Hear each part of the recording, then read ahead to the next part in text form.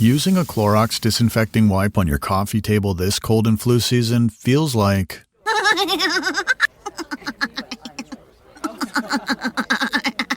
It feels like being bold enough to laugh your weird laugh in front of everyone.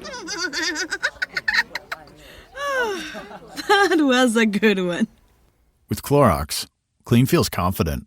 Clean feels good. Use as directed on hard, non-porous surfaces.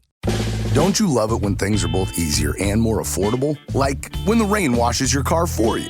Or like when you save up to 10% by bundling your renters and auto insurance with USAA. Bundle with USAA and start saving. Get a quote today.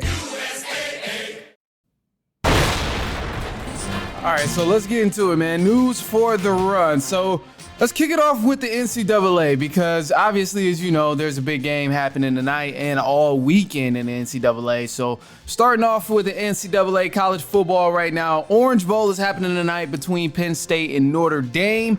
And I'm anticipating a great game. That's exactly what I'm about to watch as soon as we finish this up. But I think Notre Dame is going to win. I know both of these teams are very close in terms of skill level, but I think Notre Dame is going to have the advantage because typically they rely on running the ball. But I mean, Penn State, they have a great run defense. It's going to be a battle. I think they'll really have to show their side of throwing the ball in order to beat Penn State, and Penn State is going to have to show their offensive side and that the offense is just as good as the defense. So we'll see how it goes, but the game is happening tonight. And then from there, we'll move on to Ohio State and Texas. They'll be playing in the Cotton Bowl tomorrow, January 10th, and that's going to be a great game too. Personally, I think Texas, they might be that last SEC team to go ahead and get put out. I think Ohio State going to take it, man. You could argue that Ohio State is one of the most talented college football teams right now in all of college football. Like the individuals they have on the roster and the skill set that those guys possess, it's crazy. It is insane and it's unmatched, honestly. So I don't think Ohio State loses this game. I would be very surprised if they lose to Texas, but I mean that's exactly why these guys got to play so we can see who comes out on top and who gets the win. But the thing between both of these games here is that the winner of the Cotton Bowl and the Orange Bowl will be going to the national championship and have an opportunity to play in the national championship. So it'll be fun, man. National championship is happening on January 20th. It's far out this year, but looking for some elite play tonight and tomorrow all weekend, really, man. We got a crazy slate of just football all weekend.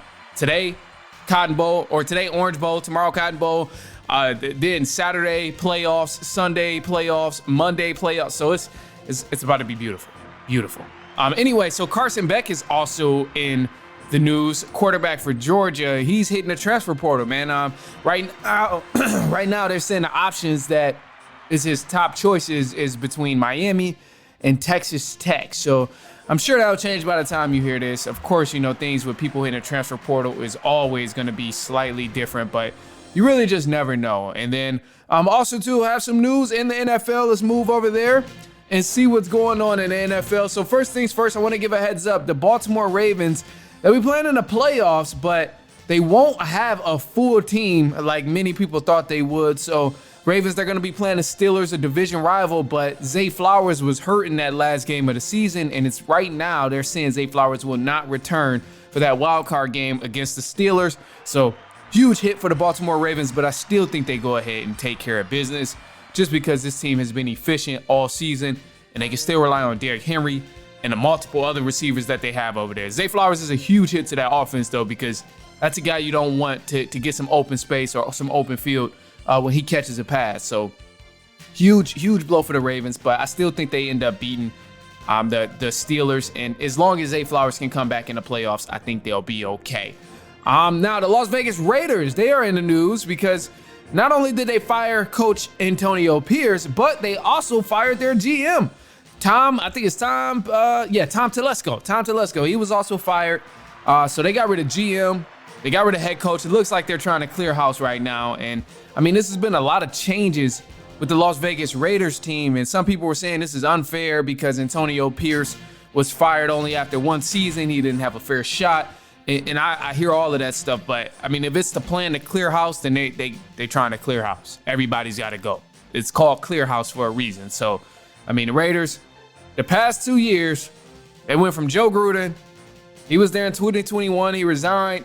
then Josh McDaniels, who was fired in 2023, and then now with Antonio Pierce, who stepped up as the interim coach in 2024 and then finished out the 2025 season, and now they just let him go again. That is crazy, because now I'm just looking at this Raiders thing, and initially when I seen the Antonio Pierce news, I'm like, okay, this does look very undesirable from an organization. Like, what is the organization doing?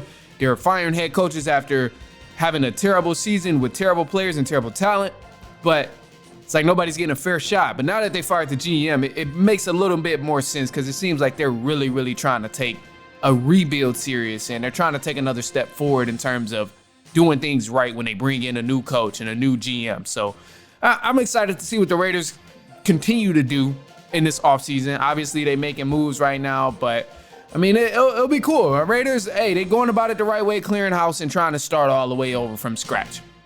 Anyway, look, so the playoffs you can expect to watch come Saturday, January 11th. It's going to be fun, man. Actually, I think it's Friday. No, see, yeah, it's Saturday. I was okay. I got ahead of myself. So Saturday, you can watch the Texans and the Chargers play. Also, the Ravens and the Steelers will be playing in the wild card round. And then the day after that, on the 12th of Sunday, you can expect to watch the Bills and the Broncos. I think the Bills going to win that game. Vikings and the Rams will also be playing. That'll be Monday Night Football, but Vikings-Rams is going to be a great matchup for Monday Night Football. I think the Rams actually have a fair shot of winning because they'll be at home. And man, they finally healthy. This is going to be good. This is going to be good between the Rams and the Vikings game. I can't wait to watch that game. Then you got Buccaneers and Commanders happening on Sunday as well. This is the prime time game. The only game. It's only 3 of them on Sunday, so gonna be a I don't want to say boring Sunday, but it's not going to be a full Sunday of football. It's toward the end of the season. This is what we grown to expect toward the end of the season. It's crazy, but that's going to be a crazy matchup too. Buccaneers and Commanders. I struggle with choosing a winner in this one, because I really feel like either team has a fair shot. Whoever has the possession in the last crunch time minutes of the ball game just might end up getting it done. I trust Baker Mayfield. I trust Jaden Daniels. But I don't really trust the defense on either one of those teams. So that's going to be a crucial factor in the underrated aspect of who wins that game between the Tampa Bay Buccaneers and also the Washington Commanders. But it'll be cool to see. It'll be cool to see. That game will be played in Tampa Bay, so obviously they'll have the home field advantage there as well. And you got the Philadelphia Eagles and the Green Bay Packers is going to be matching up against each other here on Sunday.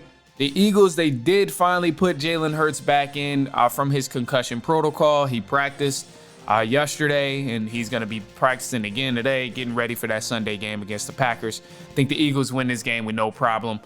They take care of business here. But let me just give a quick prediction of everything here. So Texans, Chargers, I'm going to go with the Chargers to win. I know it's crazy, but we're going Chargers. Ravens, Steelers, Ravens are going to win this game. Bills, Broncos, Bills are going to win this game. Rams, Vikings, let's go with the underdogs in the Los Angeles Rams. Let's do that. We're going with the Rams to win. The Buccaneers and the Commanders, I'm going to go with the Commanders to win on the road. Jaden Daniels has been on a kill spree, winning in overtime, winning in a clutch. I think he goes to Tampa Bay and he ruins all those Buccaneers fans' dreams. And then you got the Eagles and the Green Bay Packers. Packers almost got swept in their division. I have no faith in the Packers beating an elite team like the Eagles. I think the Eagles got an advantage on all sides of the ball here, whether you're talking about defense, offensive line, the secondary, anything you want. I think the Eagles got the advantage. So that's where I'm going to go with that aspect in terms of the predictions.